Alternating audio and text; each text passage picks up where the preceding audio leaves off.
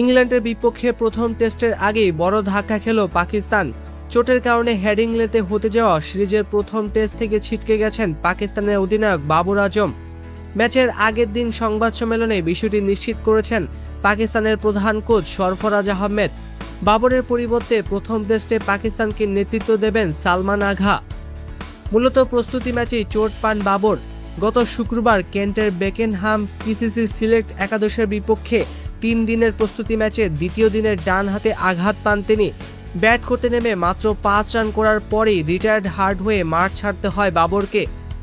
প্রথমে ধারণা করা হয়েছিল চোট খুব একটা গুরুতর নয় এবং পরবর্তী অনুশীলন সেশনে যোগ দেবেন তিনি, কিন্তু শেষ পর্যন্ত আঙ্গুলের ব্যথা পুরোপুরি না কমায় প্রথম টেস্টে খেলা হচ্ছে না এই তারকা ব্যাটারের।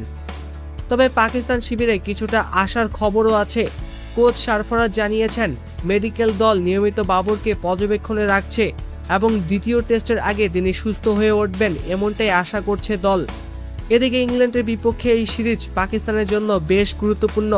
সর্বশেষ ওয়েস্ট ইন্ডিজ সফরে 2 ম্যাচের টেস্ট সিরিজ 1-1 সমতায় শেষ করেছিল পাকিস্তান। সেই সিরিজে বাবর 2 টেস্টেই 50 করেছিলেন। আর ইংল্যান্ডের মাটিতে পাকিস্তানের সর্বশেষ টেস্ট সিরিজ জয় এসেছিল 1996 সালে। তাই দীর্ঘদিন পর ইংল্যান্ডের মাটিতে সিরিজ জয়ের লক্ষ্য নিয়ে মাঠে নামবে পাকিস্তান। আগামীকাল বাংলাদেশ সময় বিকেল 4টায় শুরু হবে পাকিস্তান ইংল্যান্ড প্রথম টেস্ট। কিন্তু সেই গুরুত্বপূর্ণ ম্যাচে অধিনায়ক বাবর আজমকে পাচ্ছে না পাকিস্তান। এখন দেখার বিষয় বাবরের অনুপস্থিতিতে সালমান আঘার নেতৃত্বে ইংল্যান্ডের বিপক্ষে পাকিস্তান কতটা লড়াই করতে পারে।